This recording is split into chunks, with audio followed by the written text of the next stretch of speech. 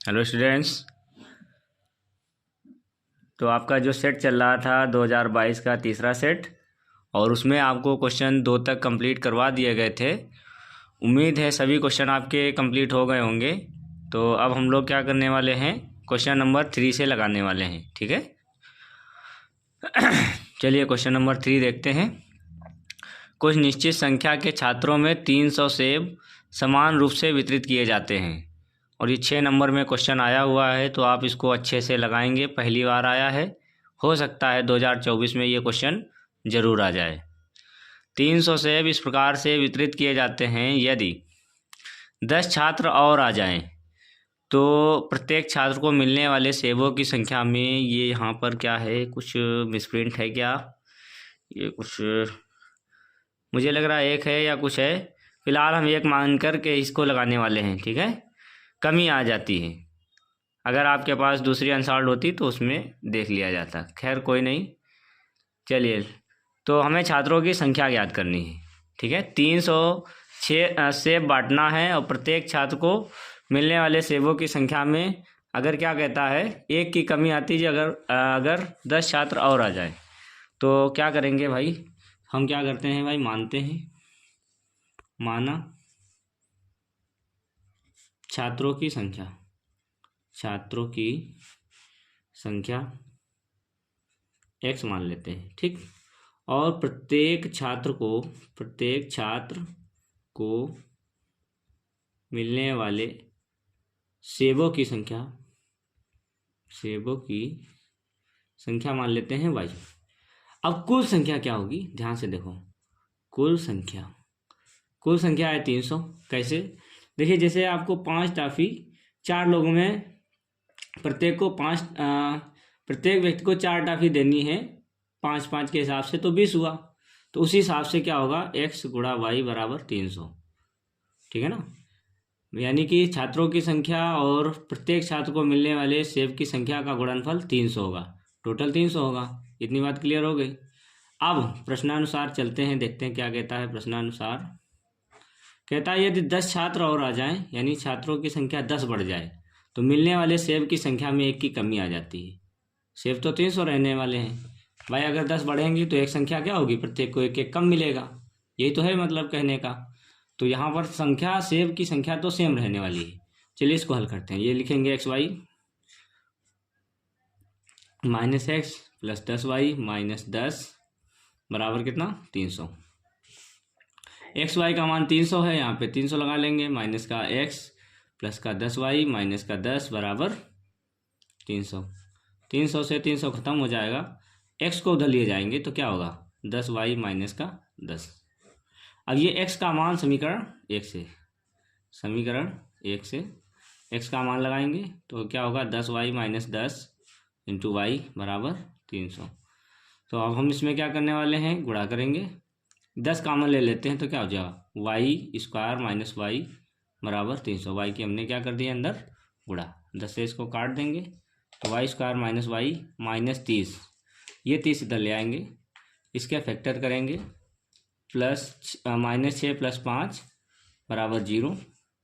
y कामन तो y -6 plus का 5 कामन तो y -6 बराबर 0। तो y -6 एक ब्रैकेट में और y + 5 एक ब्रैकेट में। y -6 बराबर 0, y बराबर 6, क्लियर है। तो y + 5 बराबर 0, y बराबर -5। ठीक है, समझ में आया। अब हम क्या करने वाले हैं, y का मान समीकरण 1 से y का मान लगाने जा रहे हैं। समीकरण 1 में लगाएंगे, x गुणे y बराबर कितना था, 300। तो यहाँ पर x गुणे y का मान 6 बराबर 300, 6 पंचे 30, x बराबर कितना आ जाएगा, 50। समझ आ गया। तो हम यहाँ से कह सकते हैं, अतः छात्रों की संख्या बराबर कितना आ गया, 50 आ गया।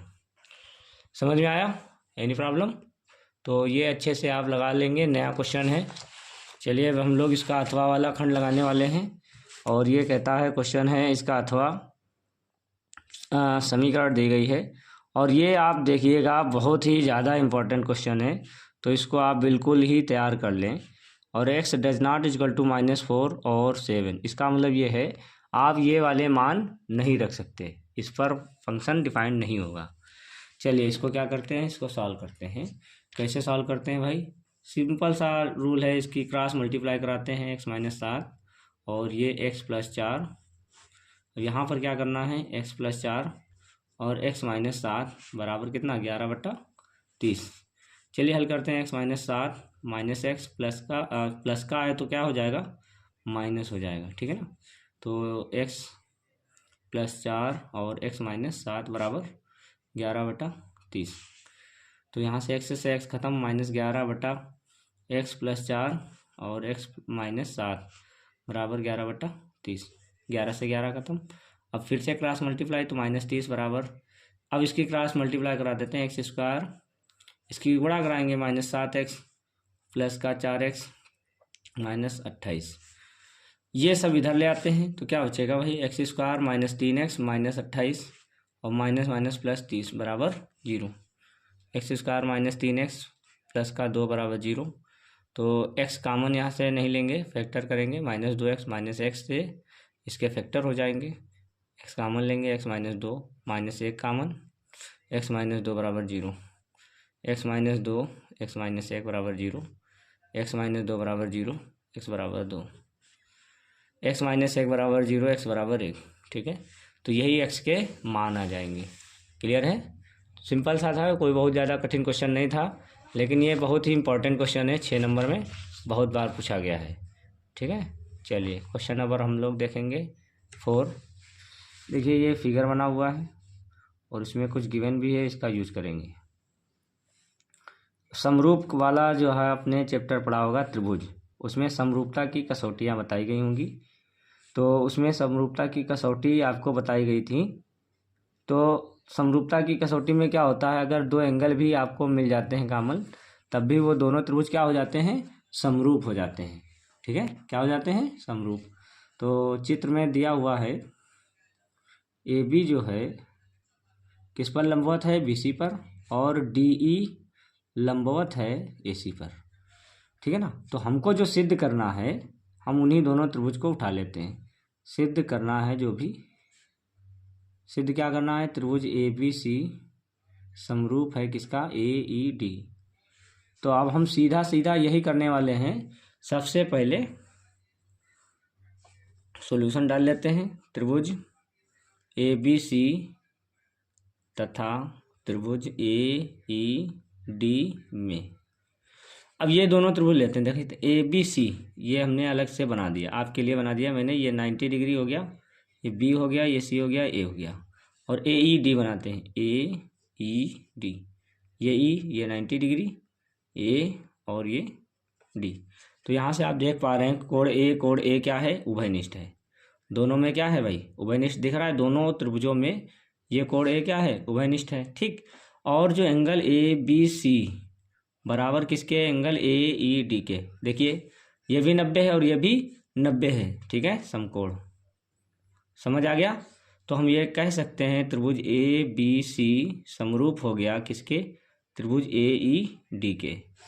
कौन सी कसौटी के द्वारा, डबल एंगल कसौटी द्वारा, ठीक है ना।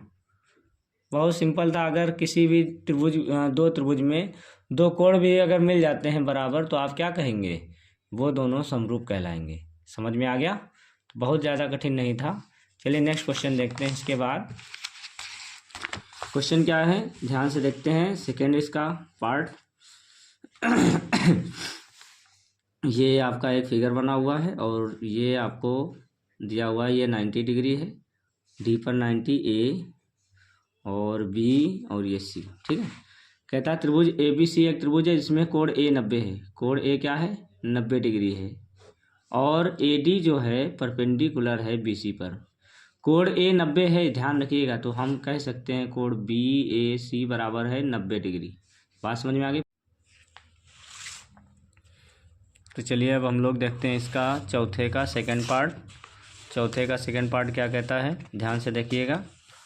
चित्र में त्रिभुज ABC एक त्रिभुज है और कोण A 90 डिग्री है। आपको सिद्ध करना है AD² बराबर BD गुणा CD, और ये एक बहुत ही इंपॉर्टेंट थ्योरम है, तो इसको अच्छे से लगाएंगे, ठीक है। सेकेंड पार्ट है। इसका फिगर हम बना लेते हैं। ये ए 90 डिग्री, बी और डी पर क्या है, लंब पड़ा हुआ है, तो इसमें गिवन है भाई A D perpendicular B C. ठीक है ना। चलिए भाई अब देखिए ध्यान से देखिएगा। अब आपको क्या है, अगर ये 90 है तो इधर भी तो 90 होगा, सिंपल सी बात है। आपने क्या किया, ये कोण x मान लिया, थोड़ी देर के लिए ये कोण क्या मान लिया जाए, x। तो ये वाला कितना होगा, टोटल तो 90 है, तो ये हो जाएगा 90 माइनस एक्स। बात समझ में आ रही है या नहीं आ रही, कोई समस्या। अब इसमें आगे देखते हैं। यहाँ पर देखेंगे, अगर मैं ये वाला कोण निकालूं, त्रिभुज के तीनों कोणों का योग कितना होता है 180, तो ये कितना आ जाएगा 90 माइनस एक्स। भाई देखो इन तीनों को जोड़ेंगे तो यही तो आएगा। तो हम क्या लिखेंगे, त्रिभुज ए बी डी में कोण हमें बी निकालना है, कोण A B D plus 90 degree plus x बराबर 180 अंश। तो ए बी डी बराबर आ जाएगा, ये उधर जाएगा, तो 180 माइनस 90 माइनस एक्स, ये कोण आ जाएगा। बात क्लियर हो गई है। तो ये वाला कोण 90 माइनस एक्स, ये वाला भी कोण 90 माइनस एक्स, और ये वाला आपको निकालना है। तो ये वाला कितना हो जाने वाला है, एक्स हो जाना। भाई जोड़ के देख लीजिए तीनों को, एक्स एक्स कट जाएगा, 180 हो जाएगा। ठीक है, तीनों कोण आपके आ चुके हैं। अब आप क्या करने जा रहे हैं, कौन से त्रिभुज में लेने जा रहे हैं, ध्यान से देखिएगा। आप त्रिभुज लेने जा रहे हैं, ये वाला लेते हैं डी बी ए। तो हम त्रिभुज लेने जा रहे हैं डी बी ए तथा त्रिभुज डी ए सी में, डी ए सी में। बात ध्यान से समझिएगा, बात समझ में आ गई है। तो यहाँ से आपने देख लिया है कोण डी और कोण डी दोनों में 90 डिग्री है। भाई देखिए लिख देना आप, ए डी बी बराबर कोण ए डी सी, समकोण है, दिया हुआ है। ठीक, अब यहाँ से ध्यान से देखिए, डी बी ए क्या है, डी बी ए और डी ए सी, कोण डी बी ए बराबर कोण डी बी सी। अगर ये 90 माइनस एक्स है तो ये भी तो 90 माइनस एक्स है। ठीक है ना, बात समझ में आ गई। और आपका ये जो कोण है कोण डी ए बी, तो इसको आप लिख सकते हैं डी ए बी बराबर किसके है, ये वाले के, डी सी ए के, कोण डी सी ए के। तीनों कोण बराबर हो गए हैं, तो आप क्या कह सकते हैं, त्रिभुज डी बी ए समरूप हो जाएगा डी ए सी के by the similarity of triple angle. Okay, तो इसके द्वारा क्या हुआ, कसौटी द्वारा लिख सकते हो आप, तीन कोण बराबर मिल गए। जब किसी त्रिभुज में दो कोण मिल जाएं या तीन कोण बराबर मिल जाएं तो वो क्या हो जाता है, समरूप हो जाता है। समरूप जब त्रिभुज होते हैं तो उनकी संगत भुजाओं का अनुपात क्या होता है, बराबर, यानी पहली दूसरी, यानी कि डी बी बटे डी ए।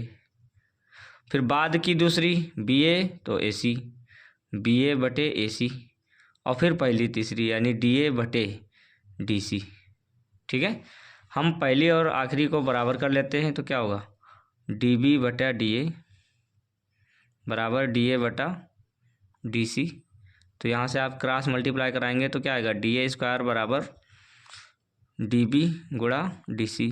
इसको पलट के भी लिख सकते हैं तो क्या हो सकता है, ए टी स्क्वायर बराबर बी डी गुणा सी डी। ठीक है, ये इम्पोर्टेंट बहुत क्वेश्चन है, तो इसको आप इस प्रकार से लगा लेंगे। आ गया समझ में, कोई प्रॉब्लम बोलिए, कोई दिक्कत। तो इस प्रकार से इसमें क्या करना है, सबसे पहले ए कोण एक्स मानना, तो ये 90 माइनस एक्स हो जाएगा, ये भी 90 माइनस एक्स निकल के आएगा तो ये एक्स आएगा, दोनों कोण आपस में बराबर होंगे तीनों, तो इसमें से समरूप हो जाएगा और आराम से आप लगा पाएंगे। ठीक है ना। चलिए अब हम लोग क्वेश्चन लगाते हैं इसका अथवा वाला। कहता है एक समबाहु त्रिभुज में सिद्ध कीजिए एक भुजा के वर्ग का 3 गुना इसकी किसी ऊंचाई के वर्ग के 4 गुने के क्या होता है, बराबर होता है। ठीक है ना, तो आपने क्या किया, एक त्रिभुज ए बी सी बना लिया। ठीक है ना, और इसकी प्रत्येक भुजा ए मान ली, प्रत्येक भुजा क्या मान ली, ए मान ली। ठीक, अब ये इस पे आपने लंब खींच दिया, क्या खींच दिया, लंब खींच दिया। हमें जो सिद्ध करना है, बहुत ध्यान से समझना, किसी एक भुजा के वर्ग का 3 गुना हमें सिद्ध करना, ध्यान से देखना, सिद्ध करना है किसी एक भुजा को, एक भुजा ले लेते हैं, मान लीजिए ए बी के वर्ग का 3 गुना इसकी ऊंचाई AD के वर्ग के 4 गुने के बराबर होता है। ये आपको सिद्ध करना है। बात समझ में आ रही है? क्लियर हो गया? कोई दिक्कत नहीं है। तो आपको पता है जब भी हम समबाहु त्रिभुज के शीर्ष से सम्मुख भुजा पर लंब डालते हैं तो वो क्या करता है, एक दूसरे को इनको बराबर भागों में बांट देता है। इनको दोनों को क्या करता है, इस भुजा को बराबर भाग में बांट देता है। तो ये भुजा हो जाएगी a/2 और ये भुजा भी क्या हो जाएगी a/2। बात क्लियर है? तो हम सबसे पहले इसकी ऊंचाई निकालने जा रहे हैं। क्योंकि ये लंब डाला है हमने तो हम क्या करेंगे, त्रिभुज ADB में पाइथागोरस लगाने जा रहे हैं। कौन सी? पाइथागोरस। तो क्या होगा, कर्ण का स्क्वायर बराबर आधार का स्क्वायर प्लस लंब का स्क्वायर। ठीक है, इसमें लगा देते हैं। तो क्या होगा, a² बराबर a²/4 प्लस AD²। ये उधर ले चलेंगे, a² माइनस a²/4 बराबर AD²। तो AD² बराबर आएगा 4 एकम 4 में से 1 चला जाएगा 3a²/4। AD² यही तो आया। बात क्लियर हो गई? तो हम इसकी इधर गुणा करा देते हैं, 4 गुणे AD² बराबर 3a²। क्लियर हो गया? तो हम यहाँ से लिख सकते हैं 4 AD² बराबर 3। a² का मतलब ये हुआ कोई एक भुजा ले लेते हैं, मैंने ये भी लिख ली। डायरेक्ट अगर दे देता तो डायरेक्ट करते ना, डायरेक्ट देता तो ऐसे कर लेते। किसी एक भुजा बोला ना, तो a² का मतलब AB भी हो सकता है, BC भी हो सकता है और AC भी हो सकता है। बहुत ही सिंपल क्वेश्चन है। सबसे पहले परपेंडिकुलर खींचना है, पाइथागोरस लगाना है, अपने आप ऊंचाई जो है जो सिद्ध करवा रहा था भुजा का 3 गुना वर्ग के 3 गुना और ऊंचाई के वर्ग के 4 गुने के बराबर है। प्रूव्ड हो गया। क्लियर? चलिए अब हम लोग क्वेश्चन नंबर इसका सेकेंड पार्ट लगाएंगे। कहता है ये आपका एक त्रिभुज बना हुआ है, ध्यान से देखिएगा। और ये एक P कोड है, ये R, ये T है, ये S, ये R, Q, ये P। ठीक, कहता है PQR की भुजा PR और QR पर S और T इस प्रकार हैं, कोण P बराबर किसके, RTS के। तो ये जो कोण है RTS के क्या है, बराबर है। तो हमको सिद्ध करना है